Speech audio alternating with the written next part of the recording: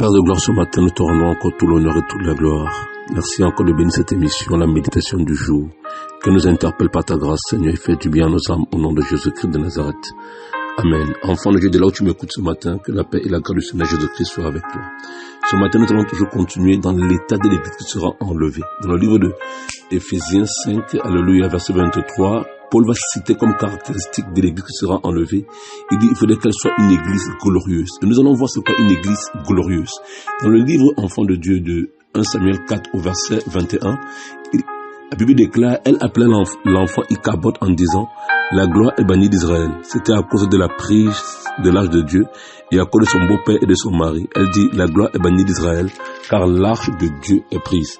L'arche de Dieu, en fait, c'était vraiment le symbole de la présence de Dieu, de la gloire de Dieu, alléluia, dans Israël. Ça veut dire que l'arche de Dieu définissait la présence de Dieu.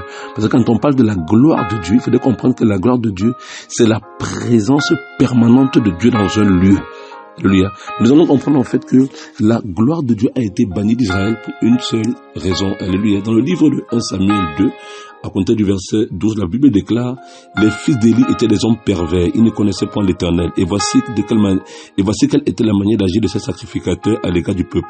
Lorsque quelqu'un offrait un sacrifice, le serviteur du sacrificateur arrivait au moment où l'on faisait cuire la chair. Tenant à la main une fourchette à 3 dents, il piquait dans la chaudière, dans le chaudron, dans la marmite ou dans le pot. Et tout ce que la fourchette amenait, le sacrificateur le prenait pour lui. C'est ainsi qu'il s'agissait à l'égard de tous ceux qui venaient à Silo, même avant qu'on fît brûler la graisse. Le serviteur du sacrificateur arrivait et disait à celui qui offrait le sacrifice, donne pour le sacrificateur de la chair à rôtir. Il ne recevra point de toi la chair cuite, c'est de la chair crue qu'il veut.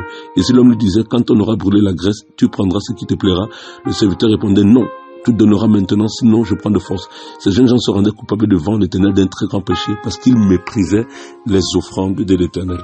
Voici une des raisons pour laquelle la gloire s'était retirée d'Israël. Pourquoi? Parce que les fils du sacrificateur Élie avaient perverti le culte divin. Ils avaient fait passer leur personne avant la personne de Dieu. Ils blasphémaient ainsi le nom du Seigneur aux yeux du peuple. Cela veut dire qu'ils ne sanctifiaient plus le nom de l'Éternel devant le peuple à cause de leur mauvaise manière d'agir. Et c'est ainsi qu'à force de demeurer dans cette façon d'agir sans se repentir, ils ont poussé la gloire de l'Éternel à se retirer du temple. Ce que je voudrais que tu comprennes, c'est que tes actions peuvent pousser la gloire de Dieu à se retirer de toi. Les pensées que tu entretiens, la nature des pensées que tu entretiens, peuvent pousser la gloire de Dieu à se retirer de toi. Ton égoïsme peut pousser la gloire de Dieu à se retirer de toi. On voit qu'à cause de ces hommes, à cause du fait qu'ils méprisaient les offrandes de l'Éternel, ça veut dire qu'ils méprisaient ce qui revenait à Dieu. Ils ont éloigné de la maison de Dieu la gloire de Dieu. Il faudrait comprendre que ta manière de vivre peut empêcher la gloire de Dieu de demeurer dans ta vie. Et si la gloire de Dieu se retire, ça veut dire que tu es banni du ciel. Je peux comprendre. Si la gloire de Dieu se retire de la vie d'un homme, cet homme ne peut pas prétendre en l'enlèvement. C'est impossible.